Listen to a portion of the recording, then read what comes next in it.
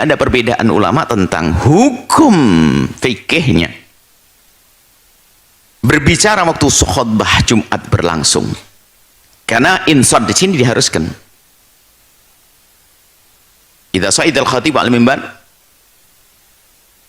fala yatakallamanna ahadukum wa man yatakallam faqad lagha. Kalau sudah khatib naik mimbar, diam. Jangan ngomong. Yang ngomong melakukan lagha, sesuatu yang sia-sia, menjadikan sebab pahalanya hilang. Hukum berbicara termasuk ngasih tahu, diam, itu ngomong, nggak usah nyuruh diam orang pakai kata diam, itu ngomong, itu sama. Jumat diam. Ya kalau lagi Jumatan diam, jangan pakai. Memberikan isyarat saja. Isyarat pun nanti dibahas, tapi nggak secara umum isyarat tidak. Tapi nggak usah pakai diam atau ngomong. Jangan ngomong, nggak usah.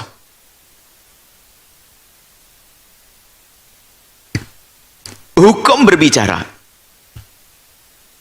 di saat khutbah Jumat berlangsung tanpa ada uzur. Uzur misalnya ada orang buta mau kecebur sumur, masa kita diam saja? Yang ngomong, Pak, awas Pak, enggak apa-apa. Jangan diam dong, mereka kecebur ya. Kalau untuk nolong ada hajat seperti itu enggak ada masalah. Tapi dalam keadaan normal bukan untuk nolong orang yang buta mau kecebur sumur dan lainnya, maka hukum berbicara saat khutbah Jumat berlalu adalah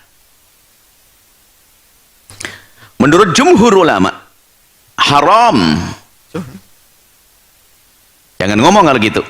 Haram. Jumhur ulama, kebanyakan ulama dari madhab Hanafi, Maliki, Hambali, dan pendapat Imam Syafi'i pada qaul qadim Syafi'i. Jadi hampir semuanya mengatakan haram ngomong waktu khutbah Jumat berlangsung. Pegangi ini. Turun-turunnya adalah diem, itu menurut kebanyakan ulama Syafi'i. Lah kita madhab Syafi'i, cuman gara-gara kita berpegang madhab Syafi'i jangan ngentengin lalu ngobrol terus. Kalau dalam madhab Imam Syafi'i yang dikukuhkan kebanyakan ulama Syafi'i mengatakan tidak haram, makruh, menghilangkan pahala, iya, tidak haram. Dan tentunya semuanya punya hujjah. Memang hujjah jumhur yang riwayat-riwayat banyak dari dikatakan jumhur ulama mengatakan wajib, karena banyak riwayat tentang dia menyuruh, Nabi menyuruh diam waktu khutbah Jumat. Jelas? Jadi madhab Imam Syafi'i ada sunnah diam. Kalau berbicara makruh menghabiskan pahala. Ya. Jangan mentang-mentang madhab kita Syafi'i lalu ngentengin, diam. Berusaha entah khusyuk dalam melakukan sholat Jumat, diam. Jangan ngomong. Ya, ini adalah yang ada di dalam pendapat para a'immah. Bahkan nanti menurut Abu Hanifah itu lebih tegas lagi, semua yang diharamkan dalam sholat haram dalam khutbah. Yang nggak boleh semua yang dalam sholat nggak boleh dalam khutbah. Madhab Syafi'i enak, tidak haram tapi menghabiskan pahala. Tapi jangan ngentengin, menghabiskan pahala. Kalau begitu gimana pilihannya? Ya diam, jangan ngomong, termasuk memberitahu orang agar diam pun jangan. Apa hukumnya berbicara dan bersalam-salaman waktu khotib sedang khutbah Jumat? Idza sa'idal khatibu 'alal mimbar, kalau khotib sudah naik ke atas mimbar, fala yatakallamanna ahadukum, maka janganlah kamu jamaah berbicara. Wa may yatakallam, siapa yang berbicara, fala faqad lagha, dia sudah melakukan perbuatan lagha.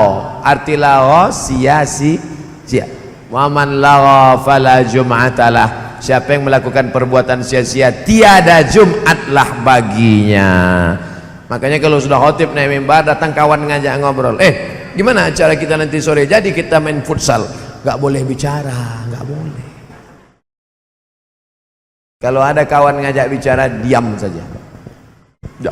Idza qulta li sahibika ansik, kalau kau katakan ke kawan di sebelahmu, diam, faqad laghauta, kau sudah melakukan sia-sia. Kalau sekedar salaman, Pak Ustaz, tak apa-apa, assalamualaikum. Karena salaman adalah doa. Bagaimana kalau khotib yang berbicara kepada jamaah? Boleh atau tak boleh? Boleh. Mana dalilnya? 3 dalil. 3 dalil khotib boleh bicara kepada jamaah. Pertama, Nabi sedang khutbah, ada sahabat masuk masjid, tiba-tiba duduk. Kata Nabi, "Qum!" Berdiri, berdiri. Kamu yang baru masuk tadi, berdiri, berdiri. Salat sunat 2 rakaat. Itu dalil khotib boleh bicara kepada jamaah. 2, ketika Nabi sedang khutbah, cucunya Sayyidina Al-Hasan dan Sayyidina Al-Husain, ini mimbar Nabi, ini mihrab Nabi, ini kamar Nabi. Di belakang kamar Nabi, kamar Fatimah dengan Sayyidina Ali, anaknya Sayyidina Al-Hasan dengan Sayyidina Al-Husain. Sayyidina Al-Hasan dan Al-Husain anak kecil, lari-lari, lompat-lompat, berkelahi berdua, biasa anak kecil. Turun Nabi dari mimbar, melerai cucunya, digendong. Lalu apa kata Nabi? Innama amwalukum wa auladukum fitnah. Memang betullah harta dan anak cucu ini ujian dari Allah. Itu dalil khotib boleh turun ke bawah, boleh ngomong pada jamaah. Makanya nanti kalau ada khotib turun ke bawah menertibkan, mana. Tapi jangan pula khotib turun mau menertibkan parkir. 3, ketika Nabi sedang khutbah, datang orang Arab Badui di pintu Masjid Nabawi. Halakatil amwal. Pintu sebelah kanan ada 3, Babul Baqi, Babu Jibril, Babun Nisa. Pintu sebelah kiri Babus Salam. Nabi sedang khutbah, datang Arab Badui. Apa kata Arab Badui? Halakatil amwal, kampung kami kering, hancur, tolong doakan supaya turun hujan. Nabi langsung berdoa di atas mimbar, aghithna. Diangkat Nabi tangannya ke atas. Jubah Nabi itu lengannya besar, ketika diangkatnya tangannya ke atas, turun jubahnya sampai sahabat di bawah itu berkata, aku melihat dengan mata kepalaku bayadha ibtayhi, putih ketiak Nabi. Nabi itu saking putih kulitnya, ketiaknya pun putih. Orang kita putih, ketiak hitam. Nabi angkat tangannya, turun lengan bajunya. Nabi itu berdoa begini, aghithna, di atas mimbar, minta istisqa, hujan di atas mimbar. Aghithna, aghithna, aghithna, kata Nabi. Selesai salat Jumat, sahabat turun, dipijakkan kaki sahabat ke pasir, basah pasir kota Madinah. Antara khutbah ke salat berapa jaraknya? Tak berjarak doa Nabi, langsung hujan turun. Itulah maka saya sampai sekarang takut solat istisqa. Takut setelah solat jamaah datang, Ustaz kenapa tak hujan-hujan? Seandainya saya solat istisqa, lalu datang jamaah komplain, Ustaz kenapa tak hujan-hujan? Kata Ustaz, Nabi itu begitu angkat tangan langsung turun hujan. Ustaz tadi berdoa kenapa tak turun hujan? Kita udah kehilangan jawaban, tentu otak kita main kan. Kira-kira apa jawabannya? Karena yang ikut membakar tuh ikut juga berdoa. Saudaraku yang dimuliakan Allah Subhanahu wa taala, itu tentang khutbah Jumat. Man la'ibal hasa faqad lagha. Siapa yang main-main batu ketika khotib sedang khutbah, dia main-main batu, sia-sia Jumatnya, tak ada pahala Jumatnya. Waktu itu lantai Masjid Nabawi tak ada karpet, lantai Masjid Nabawi pasir, miskin, susah.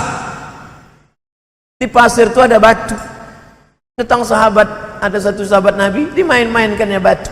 Kata Nabi, man la'ibal hasa faqad lagha. Siapa yang main-main batu, maka tiada Jumat baginya. Sekarang jamaah bukan main batu, main HP. Lama khotib tuh khutbah, di fotonya khotib. Lama betul khotib nih.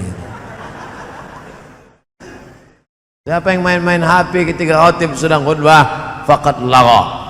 Oh, Ustaz nyindir kami yang main HP sedang ceramah. Enggak, kalian kan merekam, bagus, streaming, tak apa-apa, like and share.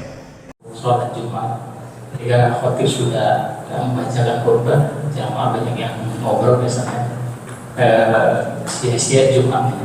maksud saya itu apakah Jumatnya baca atau tidak berpahala? Apa hukumnya ngomong lagi Jumat? Kan begitu ya, lagi khutbah gitu ya. Begitu dulu dah. Jadi hukum ngomong lagi khutbah itu makruh saja. Tidak haram ngomong tuh. Apatah lagi kalau ada hal-hal yang kurang dari imam, dari khotib, ngomongnya wajib. Ngomong nih wajib. Imam Khatib Syirbini, ulama besar Mesir, udah jarang belum? Udah, alhamdulillah juga di Mesir. Di dalam kitabnya Al-Iqna' fi Hali Al-Fazi Abi Syuja', pada bab Jumat menjelaskan panjang lebar tentang hukum bicara saat khutbah. Hukumnya makruh, nggak haram, makruh saja. Bahkan kadang wajib. Wajib itu bagaimana? Khotibnya nggak pakai wasiat takwa macamnya, lupa atau nggak baca sholawat, dia lupa. Asyhadu alla alhamdulillah, umumnya terusnya asyhadu alla ilaha illallah subhanahu Muhammad dalam dua rasuluh amma ba'du, dia lupa. Begitu baca sholawat. Lah kita jangan diem aja.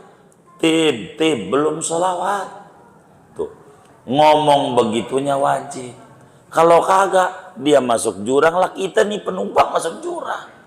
Begitu. Kalau salah kudu diingetin. Itu wajib ngomongnya. Jadi dilihat ngomong ini, ngomong nih.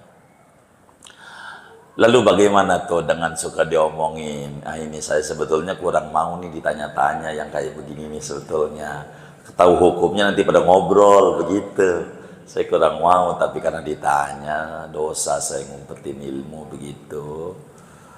Jadi bagaimana tuh dengan kalimat yang sering dengar tuh, idza sha'idal khatibu 'alal mimbar fala tatakallam wa man yatakallam faqad lagha wa man lagha fala jum'atalah. Hadis dhaif.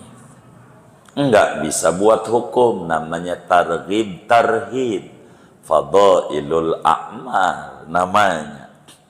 Begitu. Bila khatib udah naik mimbar jangan ngomong.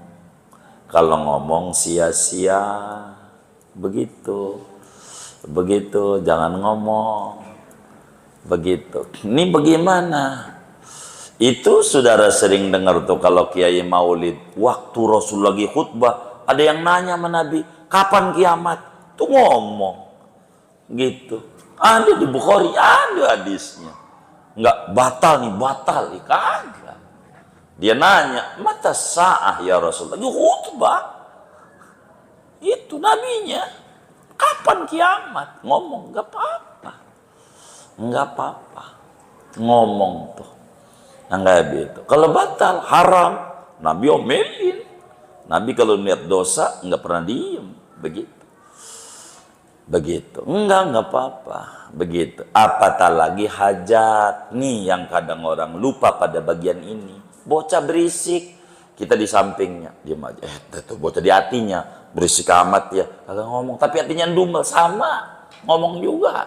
Mendingan ente tegur, lagi khutbah, diem langsung bocah tuh. Daripada ente di hati diem, sama seperti handphone bunyi lagi sholat, pakai diem aja. Mana lagunya, lagu tak gendong lagi. Begitu lagunya Bang Thoyib, lagunya. Jangan pakai pura-pura diam, ente kan punya HP dan ente lebih tahu di mana letak mencetnya biar mati. Enggak apa-apa tangan tuh turunin, pencet biar mati. Jangan pura-pura diam, pura-pura khusyuk, kagak. Gua aja yang di sampingnya kagak khusyuk, apalagi lu yang nempel di badannya. Bener nggak? Pencet aja, gitu. Jangan takut, pencet. Enggak batal sekali, pencet. Begitu. Jangan pura-pura diam. Sampai lagu kelar, ya Allah. Begitu. Mana lagunya dangdutan di masjid lagi. Begitu. Mana orangnya ngaji lagi malam ini nih. Ya Allah. Ini ngomong nih, ada bocah nih berisik. Jangan diam. Kita ngomong. Salah satu wakilin pengurus masjid tuh. Kan masjid juga 2 lantai. Bocah lantai atas atau lantai bawah berbeda. Shh. Itu begitu.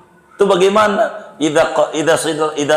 Idza khatabal imamu faqala biati asid faqat lago. Semuanya tarhib namanya. Enggak apa-apa. Enggak sia-sia, ngurangi ganjaran. Justru nih rada repot di kita. Rada repot kalau ditanya ini. Justru kalau ngomongin lago, kotak amal lewat. Gerak-gerak tangan tuh. Masuk tak kategori lago? Lago. Kalau ngomong lago, itu ditulis oleh ulama besar Indonesia. Makamnya di Thailand. Insya Allah tanggal 26 sampai tanggal 1. Kita akan ziarah ke Thailand. Bersama sebagian teman kita ziarah ini makamnya gitu. Kalau kotak amal bagaimana? Sebelum khutbah udah orang aja jalan tuh, sebelum khotib naik mimbar baca aja sholawat, puterin kotak amal, pakai orang enak, keliling orang. Kalau dia tidur kaki kita jalan penuh begitu. Jangan pakai kotak pura-pura merem, itu panjang kalau kita mau bedah. Itu aja menjadi ribut ulama tuh, tangan gerak-gerak lagi khutbah. Kan saya ngaji aja orang pakai pegang tasbih saya tegur. Gitu kayak begitu tuh. Jangan. Ini panjang. Ini bakal diomelin lagi nih sama yang nyetel-nyetel ini. Demen dia orang nih. Main begini nih dia. Tuh begitu. Ini bagaimana kotak amal tuh jalan lagi khutbah tuh. Bagaimana itu?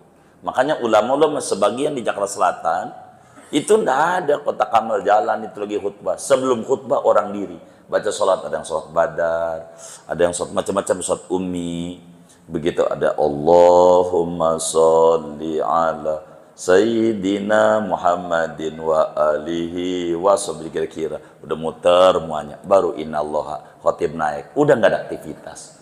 Ada yang kayak begitu. Wah panjang kalau ditanya itu, panjang. Kalau ngomong lagu, itu lagu. Waduh, kalau lagu mana semuanya muter lagi. Itu tinggal imamnya doang khotib, karena khotib nggak geser.